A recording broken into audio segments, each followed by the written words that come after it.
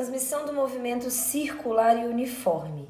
A gente vai ter duas maneiras de transmitir esse movimento circular. Eu posso pensar em duas rodas girando sobre o mesmo eixo. Então, imagine que aqui eu tenha duas rodas em tamanhos diferentes, ou seja, raios diferentes, e elas girem juntas, conectadas pelo mesmo eixo de rotação. O que eu posso dizer de igual entre essas duas rodas? Já que elas terão o mesmo eixo de rotação, eu vou dizer que a velocidade de giro delas é a mesma. Então, elas giram juntas, ok? Então, eu vou dizer a velocidade de rotação ou velocidade angular da roda A é igual à velocidade da roda B.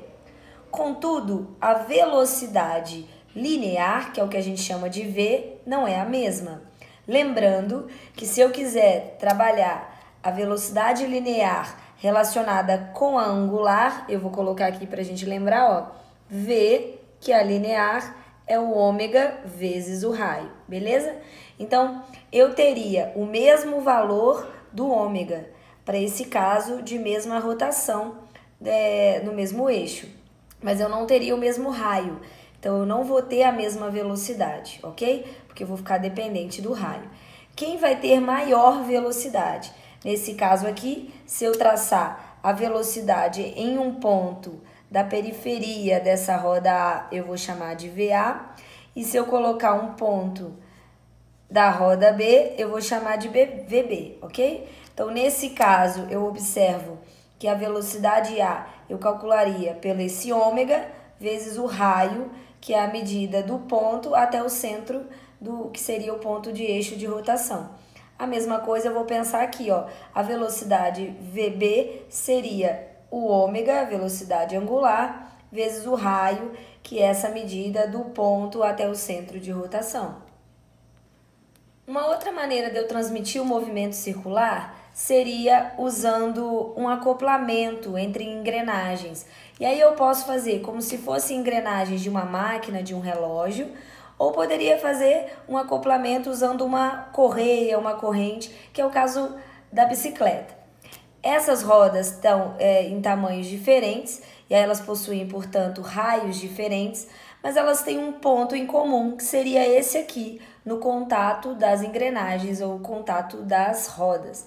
Eu vou falar que elas giram no sentido, essa daqui no sentido horário, e aí, portanto, na hora que eu for traçar a velocidade nesse ponto, eu traçaria assim, né? Se vocês observarem, esse é um ponto em comum, esse valor de velocidade seria válido tanto para a roda A quanto para a roda B. A diferença do giro estaria no sentido do giro, a roda A estaria girando no sentido horário e, nesse caso, a B no anti-horário. Quando eu coloco esse tipo de acoplamento, as rodas sempre vão girar no sentido um contrário ao da outra, beleza? Agora, se você quer fazer um acoplamento, mas que essas rodas girem no mesmo sentido, é possível, basta eu colocar uma correia ou uma corrente. Então, se essa roda A continua a girar no sentido horário e eu desejo fazer a B girar também no mesmo sentido, eu faço um acoplamento com auxílio de uma correia.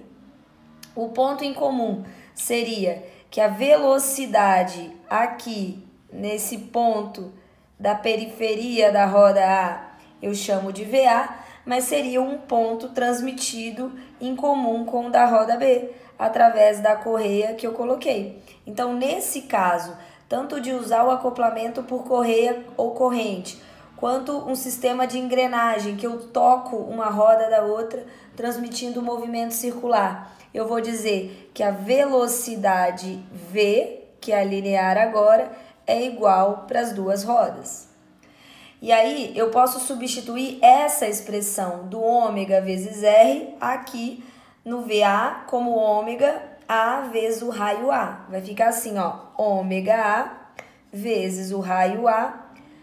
E no lugar da velocidade do B, eu vou colocar o ômega B vezes o raio da B.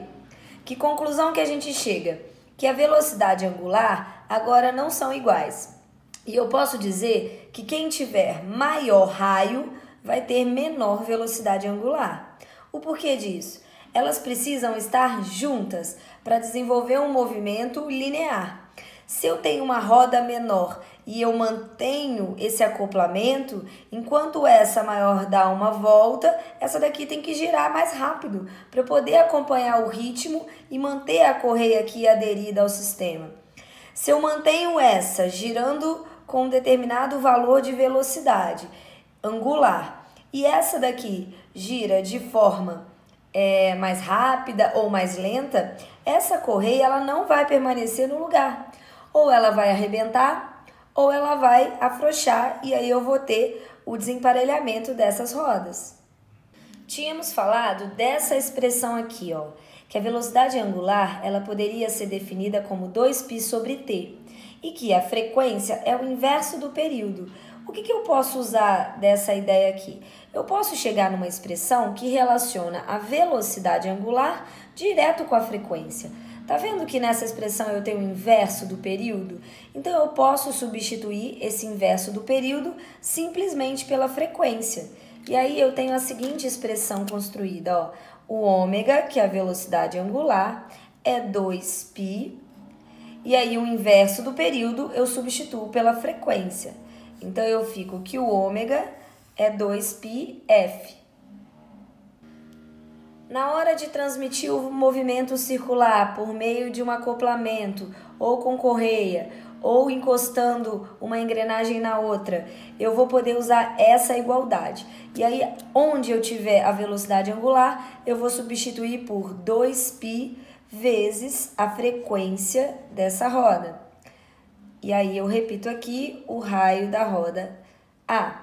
A mesma coisa eu vou fazer para o ômega B, ele vai ser 2π vezes a frequência da roda B vezes o raio B. Como eu tenho nos dois lados da expressão 2π, eu posso simplificar e aí eu chego no resultado. Frequência da roda A, vezes o raio da roda A é igual ao raio da roda B vezes a frequência da roda B. Essa expressão me mostra que quem tiver o maior raio tende a girar com a menor frequência. Então, ó, lembrando, menor raio vai ter maior frequência e maior raio, menor frequência, ok?